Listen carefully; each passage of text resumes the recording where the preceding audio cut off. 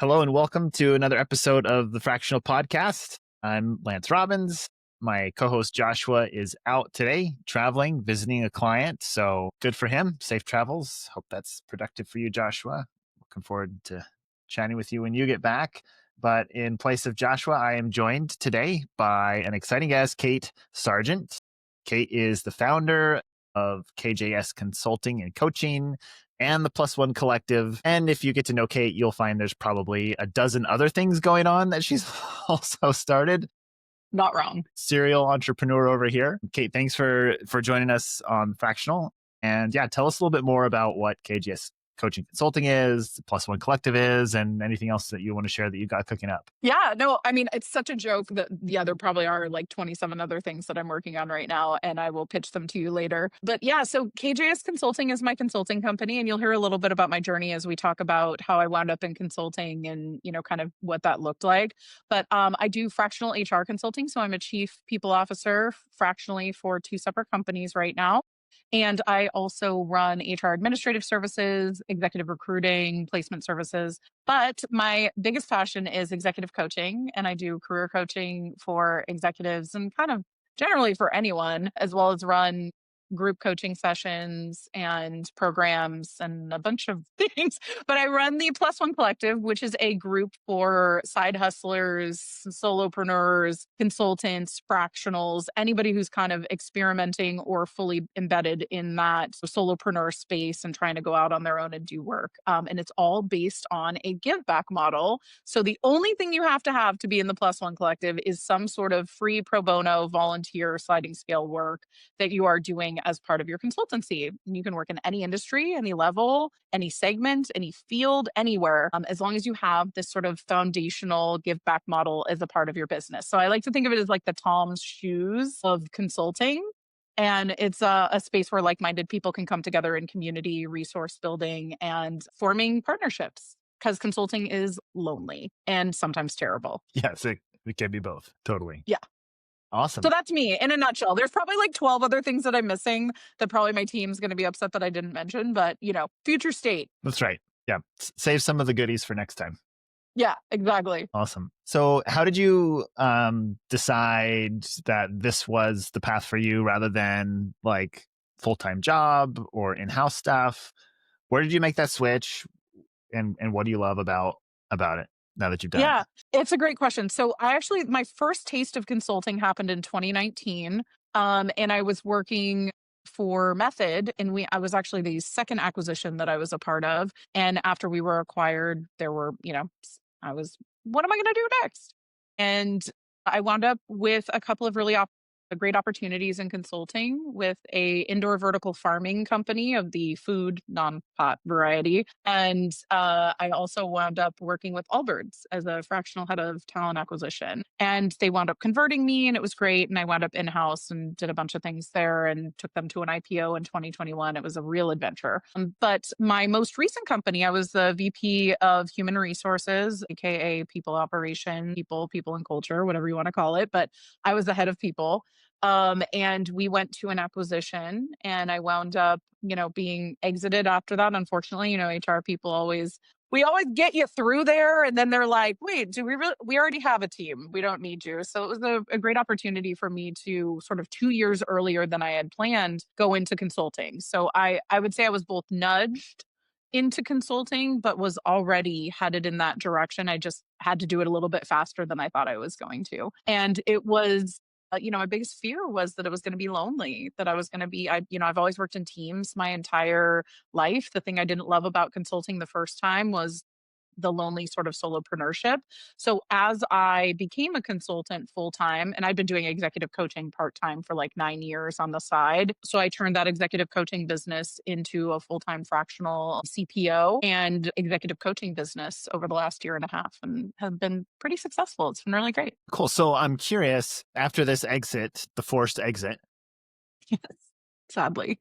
why say, okay, I'm going to go independent now versus I just went through an Mhm. experience that is really valuable to like companies out there. I'm going to go get another one of these in-house jobs and do it again? Yeah, it's a great question, and I considered it. So the true story is I wasn't sure, which I think is one of the things we're trying to support in the Plus One Collective too, is those who aren't sure and they're like, maybe I'll do this as a bridge, maybe I'll try it out, maybe it's right for me, maybe it's not. Is building sort of community around that, because it's scary when you're like, oh, do I want to be a consultant? Do I not want to be a consultant? Do I want to go into fractional? Do I want to do side hustling? Is this forever or is it just a bridge? So I was sort of in the camp of maybe this will just be a bridge for now. I actually was deep in an interview process for a head of people role last summer where I finally had to go, okay, I need to commit here. I either need to go full on into the in-house side of things. And actually I have two roles that I was deep in process with. I remember last July. And or do I want to go fully and bet on myself here? And I will fully admit, like, I had the privilege of making that decision, whereas I think a lot of people don't. I was really lucky that my family and my husband were like, yeah, why don't you give it a shot? Let's see what happens. And also that I had an incredible network that was already showing up for me, that the consulting gigs were coming in my direction. And I'd been giving away a lot of free work that was turning into paid work. So that was sort of my pivotal point where I was like, I'm spending way too much time in this job search if I'm not going to do this. And I'm spending way too much time in this consulting world. If I'm not going to do this, I need to commit one way or the other. And I kind of just committed and gave myself a 3-month runway and said, well, let's see what happens in the next 3 months. And I landed 2 huge gigs. I hired my chief of staff during that time period and we were off to the races. This is last October. So it took me about 3.5, 4 months to kind of ramp up. And then I was like, this is it. Yep, I'm here. We're making it. And we just continued to grow the business after that. Okay. So you're 3/4 in since then, right? Yeah. But you have more time and experience with entrepreneurship. But right, from this thing that you're describing, right? You're almost a full year in, you're getting close to that. And share as much or as little as you can here. But for other people who are sitting in a similar seat of like, I've been applying for jobs, I'm interviewing and but I don't also have like some of the side hustle stuff going on here too, but it's maybe not enough. Like, what happened for you over the course of 9 to, or projecting to 12 months? And I guess I'm wondering too, like, do you think it's typical? And what sort of expectations should someone in that spot set for themselves, in the next 9 or 12 months? That's a big question and a lot of points. No. There's multiple questions in there. I'm happy to answer them. So I would say it is absolutely not typical. And again, this is one of the reasons why I want to build community around people who are out in consulting, because the numbers are staggering. It's something like, I can't remember the last statistic, but it was something like 94% of consulting businesses collapse in like the first year. And I might have totally misquoted that, but it's somewhere in the 90s. Sounds about right. It's like an absurd number of people who try and fail. And I think in my mind, if you're going out into this space, you need to kind of understand what you're looking to get out of it. And I think change is okay too, and changing your idea of what you're looking to get out of this and those type of things, and not having too high of expectations.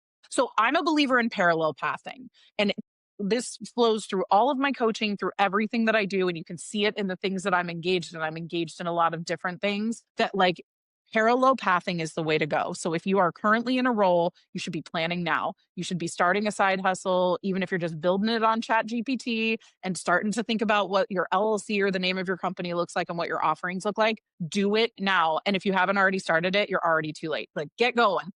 Spend 5% of your week doing this while you spend 95% of your week hating your job. So if you're in a job, get started. If you are currently trying to make the decision in the job market, which so many of my clients are trying to go, should I go the consulting and fractional route or should I go the in-house route? Which one's safer? Neither one is safe is the real answer right now. Neither one is safe. Betting on yourself in either one of those routes is the only safe thing, that you're going to be okay. So parallel path it.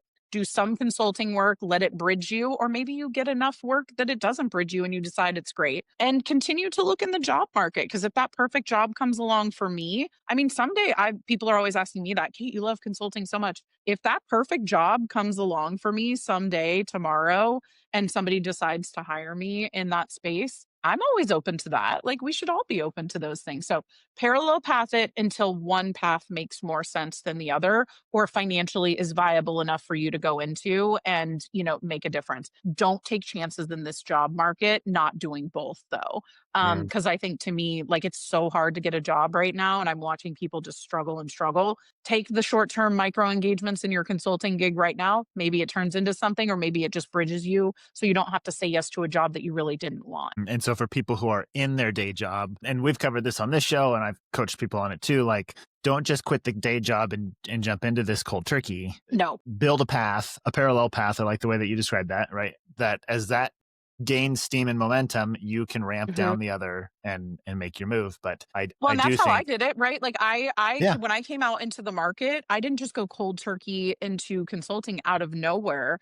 I had built from scratch an executive coaching business slowly over the course of what was it, 8 years, 7 or 8 years at that point, where I just was helping people on the side. And I started building a business. Then I started building it into my contracts for my full-time employment that I did this nights and weekends. So, people are always like, Kate, you were an overnight success in consulting. And it's like, I wasn't. I did the grind of having a side hustle, a very small one, and then a much larger one for years before I wound up in consulting. And one of the reasons I was so successful in consulting when I came out was I already had a network built around me and people who understood what I was capable of. no overnight success. I think that is true. I think those 9+ out of 10 people who try to do this and it fails for them. Um, yeah, I can imagine a lot of folks are like, man, somebody else did it. How did they make it work and I didn't? It's because what you didn't see was the years leading up to the behind the scenes, the networking, the effort. Yeah, all of that. And people hate biz dev. People hate biz dev.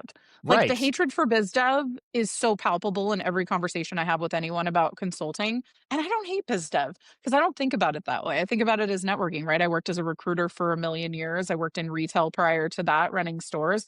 Like, bring me a stranger all day, every day. Put a stranger in front of me and let me have a great conversation, a random conversation with them. And that's biz dev. That's all biz dev really is a great conversation with a stranger who can understand at the end of that conversation what you are capable of doing and how you could potentially help them, and vice versa. That's all networking really is. That's all biz dev really is. And to me, I think if you take away the stigma of now I have to fight for my supper, instead of it being more like now I get to make a ton of awesome new friends who might be able to introduce me to other new friends that I can find really cool business to do with them. And the cool thing is in those scenarios is most times you're not working together, but out of those conversations come so many, hey, I know somebody that you should talk to, right? And then you connect two other people and you see the magic happen of them working together. And I don't know, unless you're starving, right? That's actually a really rewarding outcome for me to watch. I mean, it's the super connector, right? I always in my coaching sessions, I talk about being a super connector. Make it less about you, like connect other people because the more people out there doing PR for you and talking about you and connecting and thinking about you and having you on their mind, the more biz dev that gets done for you without you even trying in that space. And I think that's the key to it, right? And I have this thing, we can talk about this too. I'm a big believer in something that's a little bit taboo, which is doing work for free. I call it the generosity flywheel. I've named it. It's a thing, but people are always like, how do you do business? I'm like, how do you build your business? And I built my business on doing things for free. I started, and there's a huge stigma on like, don't do work that you're not getting paid for and your work is worth it and consultants get taken advantage of. And my whole philosophy on this is not if you're not letting people take advantage of you. It's if you're using it as a biz dev technique and you're using it to do good for the world. There's a dual purpose in generosity. One is to build your business and two is to do good for the world. And you can do both of those things at the same time and they continue to build upon each other. So what did I do when I came out into the market? I offered free coaching on my LinkedIn profile. And the first day, 47 people signed up for free coaching. I, instantly panicked. I always joke, I like massively panicked and was like, oh no, like I'm never going to get through this group. And what have I done? And then I started converting, I started converting those folks 50%, 60% into clients. And two of those clients turned into longer term fractional clients. And several of those clients I now have business partners with, I'm now business partners with for executive search, for placement services. So like you never know what exists in those in that free work that you do, but I always think of free work as being a trade rather than free.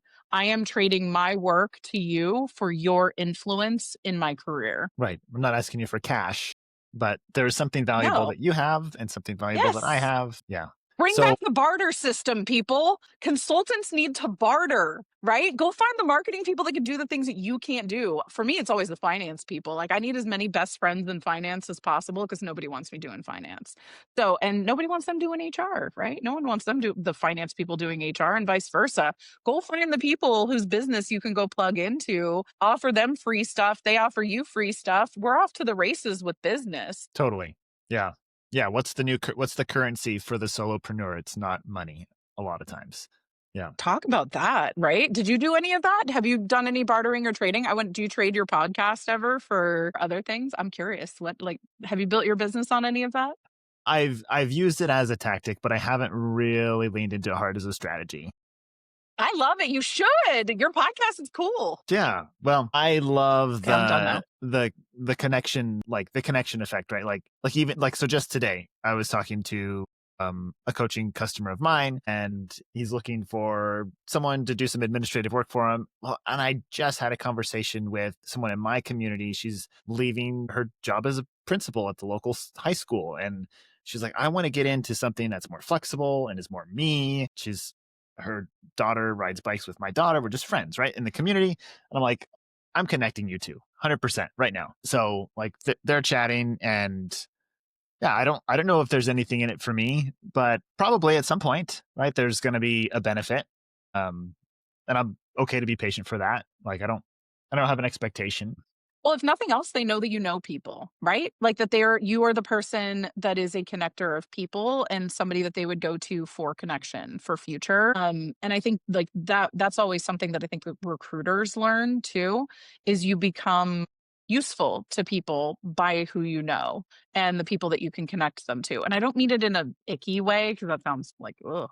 But in a way where, you know, your network is so important and valuable to other people in the same way that your knowledge level is important to other people. And you think that the things that you know, and I think this is true for consulting and fractionals especially, is like the things that you know, you just assume other people know. They don't. Right. They don't know the things that you know. Your skill set is wildly valuable to other people even if it seems like it's really basic to you. Similarly, your network, to your point of like even the people that you meet at soccer practice or bike riding or whatever the thing is, everybody's network is different and everybody knows different people. And if we all leverage and activate each other, again, my generosity flywheel keeps going, right? Because at some point, one of those people is going to know the person that you needed to know. And it's going to come back to you, I think, in a lot of ways. And like it's small. It's smaller than it seems, particularly in the corporate world. And, you know, we work in sort of the people space too. The people space is really small. Like It you really realize is. that as you trip over people over and over again, it's like the same people. So I think like, you know, the 6 degrees of Kevin Bacon, for like maybe I'm too old talking about that, but like where like everybody is connected within 6 degrees. And also like, isn't everybody like 1/32nd, like the second cousin or less of everybody else in the world? Like there's some sort of weird number of that. So we're all really connected. I think it's just a matter of like making those connections and being the person that identifies when you should connect people. It's huge. Totally. And to your direct question about the podcast, I think every guest is an example of this, right? Like Mhm. you have a network that I don't have, and we Right? have a platform that you don't necessarily have. So let's make a trade. So yeah, as you put this content that highlights your expertise out to your network and we put it Yep. to ours, we're both benefiting here. And we didn't have to exchange money for it. I was just gonna say, neither one of us did anything for free. I mean, everything we just did is for free. And, you know, we're doing it to leverage our networks and leverage our capabilities. So that's the thing. Like, I think part of coaching, and you tell me if you agree with this, part of coaching is figuring out what that thing is. that you have that somebody else wants too, right? It's like part of like figuring out when you're consulting or fractional, figuring out if you're an in-house employee that's trying to get promoted. Like so much of coaching is getting to the core of like, what do you have to offer? What's part of your story that other people don't have that makes you either special for a promotion or useful for a consulting gig or the only one who can solve a problem in any one of those frames. So, I mean, I think that there's an element of being able to identify the thing that you have that other people don't have. I always say about myself, like the weird skill, like the Superman, like if I was like a Marvel character, my ability to distill people's careers, thoughts, emotions, abilities down into something that's a core understanding for other people is my weird skill set. It's always been from like my recruiting days into my coaching days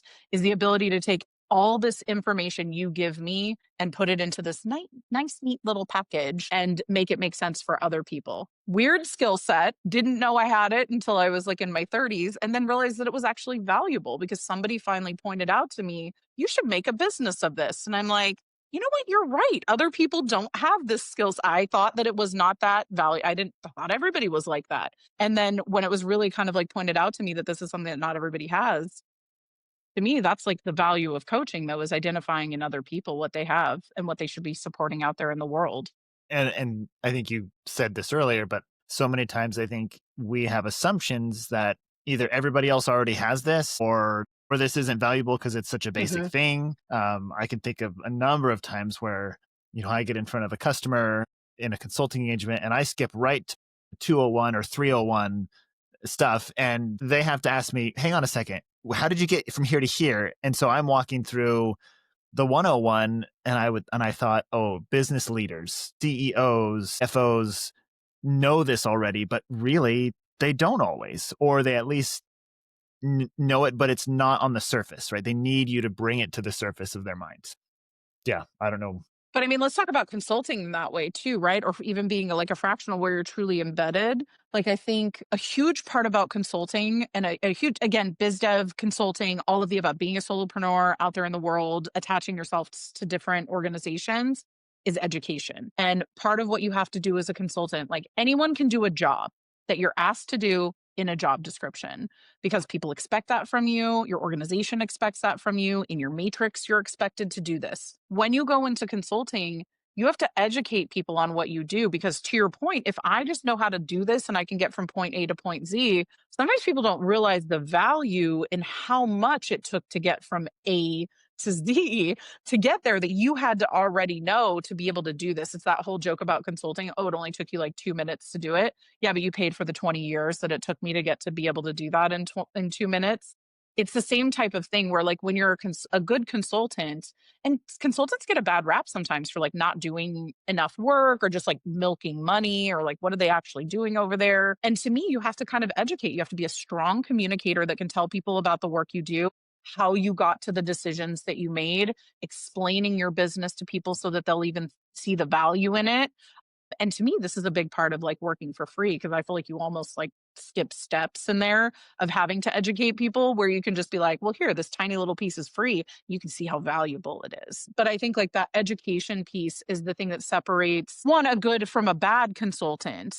Education and communication about what you do, but also the decision making of whether you should carry along that parallel path of going in house or consulting. It's like, do you enjoy doing that work? Do you enjoy communicating and telling people about what you do and justifying your work constantly? And if you don't, stay in your lane, stay in house in a place where everybody understands what you do and how it fits into the whole picture. You just teased a little bit of a practical approach on this. Doing something for free or giving away as it relates to marketing or business development. You said, here's a little piece for free. Mhm.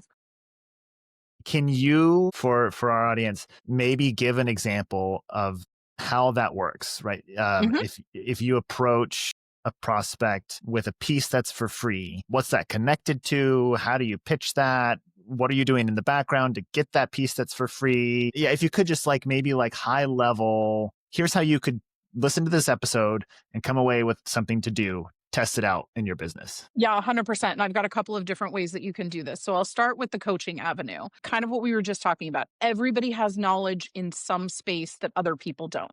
So a lot of ways you could potentially do some free work, doing a LinkedIn Live to talk about the type of work that you do and offering a couple of free nuggets that could help the people that are your customer profile. It could be as simple as offering coaching. You could say, hey, marketers out there, and I'm not even thinking of like coaching in the way that we do, like our sort of coaching, but like, let's say you're a marketer. Hey, marketing teams, I'm a head of marketing or a director of marketing. And, for one day only, I'm going to host a little workshop on the key points of personal branding and how, as a founder, you can drive your personal brand forward. Great. Prospecting, right? It's also prospecting because you're offering some services, but it also gives you another way and another reason to talk about your business without sounding like you're promoting too. So there's like multiple avenues of how this like free work can support you. Secondly, let's say you're pitching to a client. Let's say somebody's might be interested or like your networking connection, whatever it is. I tell every consultant who's new to the market or every consultant period, have a free audit. Audits are your way in. If you have an audit that you're handing to somebody and you say, give me a day to come in and do an audit of your business, take a look at what you've got and make some recommendations. This is the most skillful way to work your way into a consulting engagement. Give somebody an audit that points out all the things that they are doing wrong. Now you hand that person the audit, you're the hero. You've handed it. I'm telling everybody my secrets out here, by the way. You hand this person your audit with this list of things that none of them want to do or accomplish. Now that they know all the things that are going wrong, you're uniquely positioned to say, hey, I could solve those for you. Hire me for that. Right. Also, having really short term micro engagements, I think, is really important too. So, even if you're going to have a paid engagement like this, having like a 2-week engagement where it's like, let me assess your business, audits, assessments, all of these are things that are an investment for you because one, you get more information on somebody's business. 2, you get to be valuable to them to even be able to point this out. And 3, even if they're not ready to hire you right now, you've already proven that you understand the things that need to be done. So when they decide they are ready, guess who they're coming back to? Because you not only did something for them for free and they have goodwill towards you, but secondly, you already know their business and it's an easy fix for them to put you back into their business as a consultant. There's a couple of different ways, right? Do a LinkedIn Live, offer some free coaching sessions in your specialty or a workshop, and offer an audit or an assessment on the front end. All of these things also sharpen your skills, help you build materials for your future, like templates that you can use for future engagements that are paid too. That's my take. Couple of different ways. Hopefully that's helpful. Yeah. Okay, great. So you've heard it here from Kate, and go give it a That's try. how I did it. Yeah. Let us know how it's It working. works for my clients. Yeah. Yeah. Awesome. So there's feels like a surge of people moving towards this fractional or independent, hmm business. Is there a lot of value in defining what fractional is? What kind of people should be coming into fractional? We've talked at length on Yeah. the show about how we define it, but how it could be defined. And we don't take a real strong point of view on this, but I'm curious for you, when you hear someone say, oh, I'm a fractional, like, what does that mean when you hear it? hmm And what do you want a prospective customer to think when you say it? Oh, it's such an interesting commentary because like last year I was trying to define it myself to make sure I understood it because one of the biggest questions I get is like, what is this fractional thing, right? Like what does Yeah. that Oh, you mean a mean part-time exactly? job? Yeah. And they're like, well, what is different than consulting? And so here's how I define it. And again, everybody defines it a little bit differently, but at its core to me, like a fractional employee or a fractional hire is somebody who is embedded in your team, potentially running part of the team, potentially in charge of an entire department or function, but in some way in charge of something or running something. Okay, can I Whereas, ask and a people are like, clarifier right here before yeah, you for go sure. further? So when you said a fractional hire, does that mean they actually join the team with a W-2 Either way. employment? It could be either way. Okay, so I could go either way. I personally, to me, it's more about the engagement level than it is about the actual employment agreement, if that makes sense. To me, it's about engagement level, it's about embedded level. It's about like these are people you're trusting to me in your business to run your business.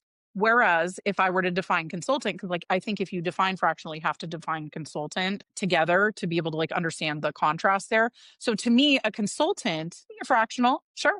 That could be a clarifier of consultant, but a consultant could also be somebody who plugs into a project, one specific project, one specific thing, a freelancer that just does an image for a particular arrangement. They plug into one implementation that you are creating in your organization and help you with that one thing. So to me, a consultant by definition could go any route, either embedded and fractional, or it could be like a project specific, project based type of work that is not even embedded in your team or even potentially even talking to your team, but doing a project on the side that plugs into some of the work that you're doing in your business. So to me, it's a matter of like, are they plugging into your work or are they embedding and managing your work? And to me, embedding and managing equals fractional to me. That's how I define it. And And it's managed. generally, in my mind, they need to be high level enough to be able to run those things. So a lot of people will define fractional as like executive level or director level or above. I would make it a little bit looser in my definition as someone who can run some sort of function, some sort of team, or some sort of work stream and not just plug into other people's. Yeah, that's an interesting distinction because people like me, I've worked in small and mid-size-ish companies. I've never worked in a large corporate environment, so I've never worn the CHRO title because, like you said earlier in your introduction, like Yeah. we don't have those in a 30-person startup, right? We have Right. a head of HR and you do everything.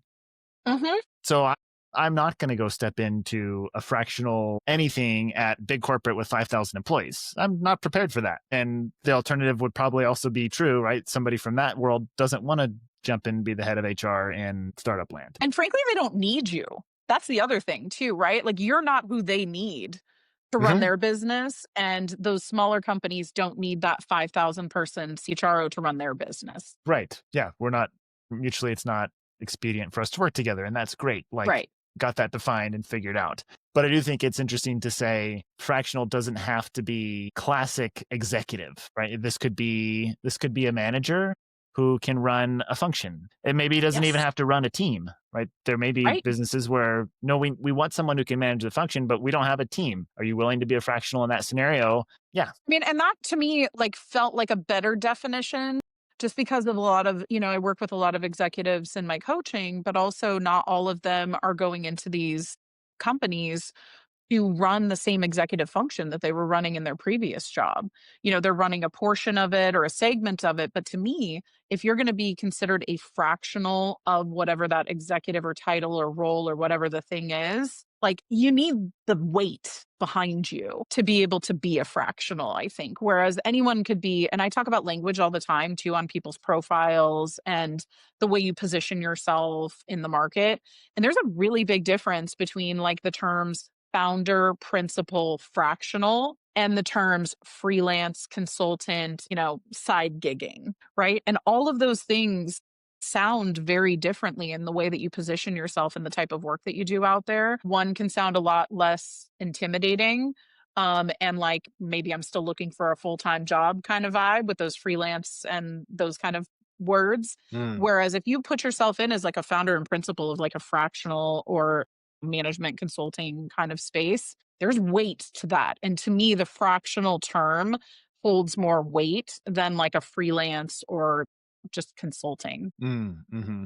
One thing I moved away from was the term executive. Because I think I at one point I said fractional HR executive. And the more I sat with that, I thought that doesn't feel like the kind of companies that I work with. Right. So I moved that to fractional HR leader. And I don't know that it matters or makes a difference, but I think it feels matters. more I have accurate to me. feelings. Yeah.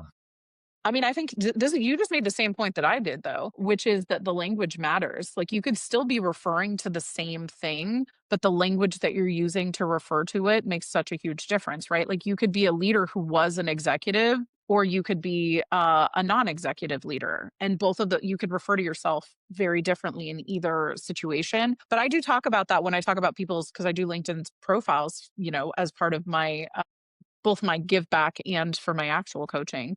And, that headline that sits at the top of your LinkedIn profile, that choice between executive and leader can be a tremendous choice. And generally, leader to me is a much broader perspective of like, that could be a director level role, that could be a senior manager level role, that could be a head of function or not a head of function. Whereas if you use the term executive, there's weight to that, right? That is an assumption that you have hit like a VP head of, and that is the only place that you want to stay. On the flip side, if you're a CEO, because I have a lot of like CEOs and CMO type clients, sometimes removing that C from your title and calling it an executive actually broadens your capabilities and your chances of getting a job too, because then you've got more, width and capability, or width and scope for people to decide to reach out to you about like other types of roles too, for like fractional. I'd say the messaging here too is words matter in general, like the words that you use, particularly when you're in consulting,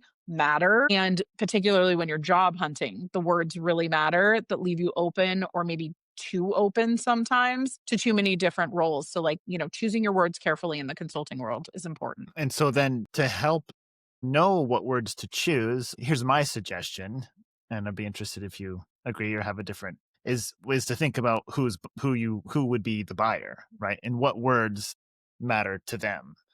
Because I don't think I'm looking for a buyer who's dead set on executive.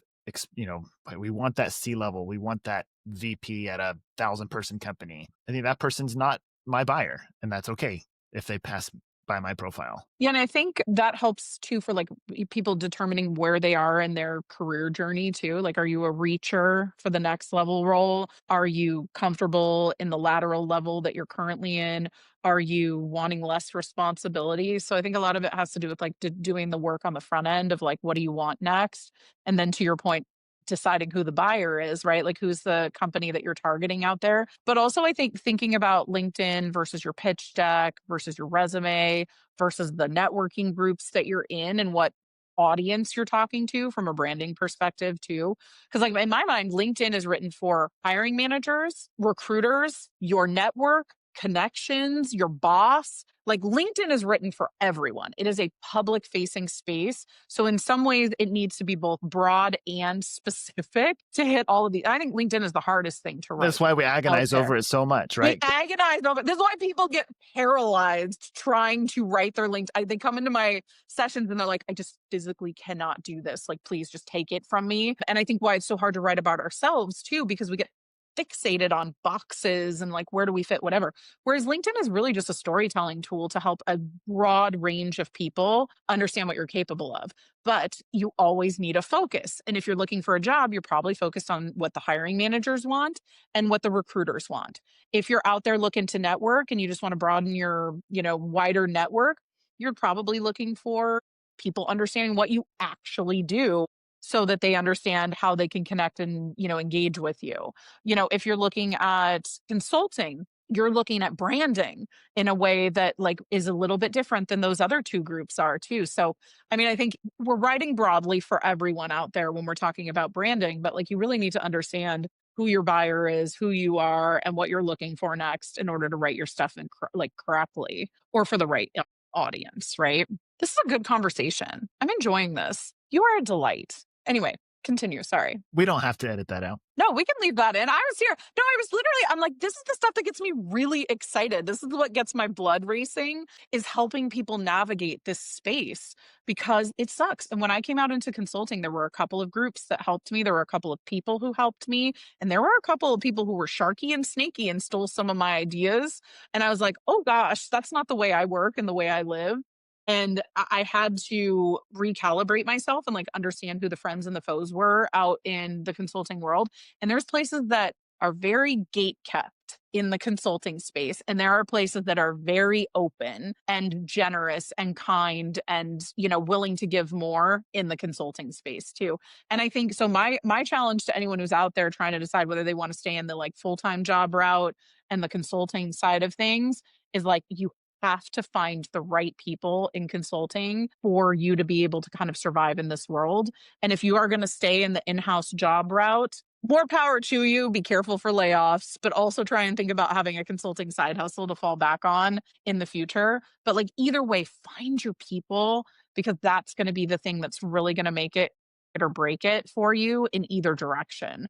Choose the right job, choose the right consulting partners, choose the right community to be a part of, because it makes all the difference. Yeah, well, and if you're in the HR and people space like you and I are, that's obviously the fractional people group. We love Ellis and the fractional people. We have like a bunch of plus one collective folks that are in both groups. We have a lot of, because mostly that's the space that I came from, and a lot of people wound up in the plus one collective that are over there. And I will tell you, when I told Ellis what I was doing, because I had been planning the plus one collective for long before I had been in fractional people, but what I said to her, and again, this is your, like, let's be open and let's be in an abundance mindset and be kind to each other, because the first thing I said to her was, I never want to, like, I'm not competing with your community. And she was like, I would never expect that. And neither one of us ever felt that way.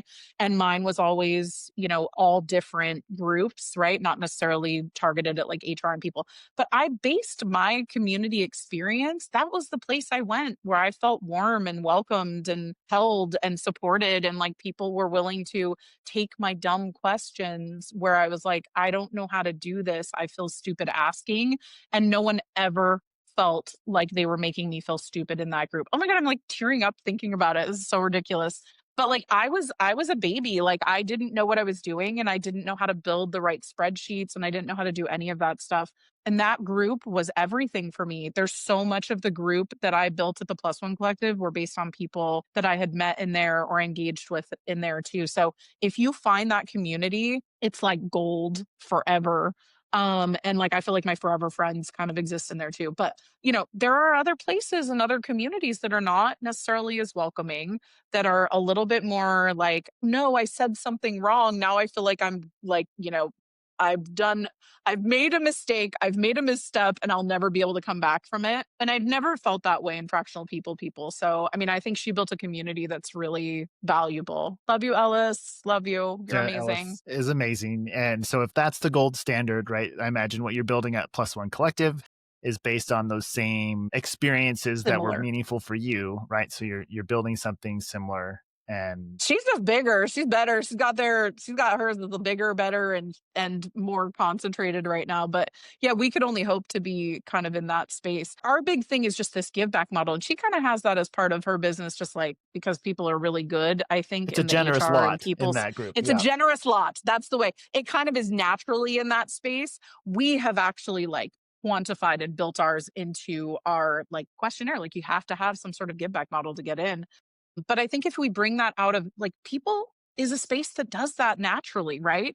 Finance, I'm going to be judgy. Finance people, like, I don't think it's naturally built into finance people and finance consulting always that you have a give back model. Whereas, like, the people community tends to be a relatively nurturing group.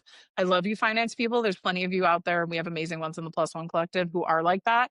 But I would say, the people community naturally gravitates towards helping people. There's a lot of Enneagram twos in the people space, right? This is the helpers, the givers, the heart-centered people. But on the Plus One Collective, we're trying to identify the ones outside of that, the operational people, the, folks that exist in other spaces that aren't necessarily, a space where you can find that always and easily find it. We want to make it identifiable. Find your people, find the other people like us, find the people that can help you, and the finance people who can also like build your spreadsheets. Yeah, we need those people in our lives. I can't live without finance people. I love you guys so much. Thank you for existing. So as we're winding this down, tell us how people can get in touch with you, find that Plus One Collective, become a part of it, engage your services. Here's your pitch opportunity, Kate. Okay, all right, I'll pitch. So this is the part I'm the least comfortable with, but you can find me anywhere. I mean, I'm on LinkedIn all day, every day. I'm posting at least once a day. Find me in DMs. I've got links everywhere. But you can also find me at kjs.consulting if you want to get a sense of the different types of services that we have. More interested though, if you are interested in joining the Plus One Collective and being a part of our group, the best place to go is LinkedIn also, or the plusonecollective.com. And you can find links to our job board. We have a really incredible job board for fractional side hustlers called the Plus Side, where we're bringing those fractional jobs and side hustle and some full-time jobs even too into a job board. So you can find those there. And then you can also join the Plus One Collective, join one of our free information, what do you call it? Our membership orientations. We just had one of those right before this. We got some really cool new members. I'm so excited about them. We do membership orientations and we invite people into Slack, and it's currently a free community. We're hoping to keep it free as long as possible and keep the operating costs low. So most of our work is done by the volunteers that are in the Plus One Collective. We're building it out slowly but surely through volunteer work, which is an adventure in and of itself. But yeah, if you're interested and you've got a give back model as part of your business, or you want to test out consulting and you're a side hustle curious, come join us. Come say hi.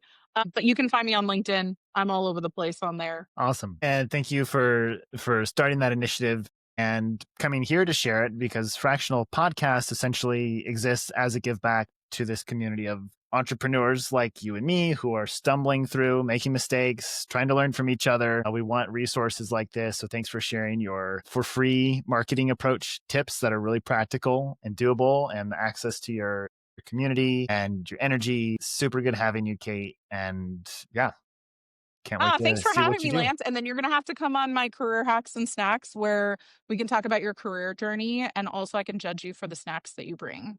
Okay, I've got a If strong they're snack mayonnaise game. based, I might like just throw you off the podcast to begin with. So I'm just saying, I'm Noted. just warning you in advance. But you'll have to come and chat with me, and we'll have a cute little career hacks and snacks session. But thank you so much for having me. And this community is my heart. I want to help as many people as possible stay in it. So if anything I can ever do to help support all of you out there, please come let me know. Advice, whatever you need. I am happy to help. Awesome. And if you're listening and you have any feedback for us on the Fractional Podcast, you can always reach us at email@fractional.fm, and we'll see you again next time. Thank you. Good. All right. Yep. Just stop the recording.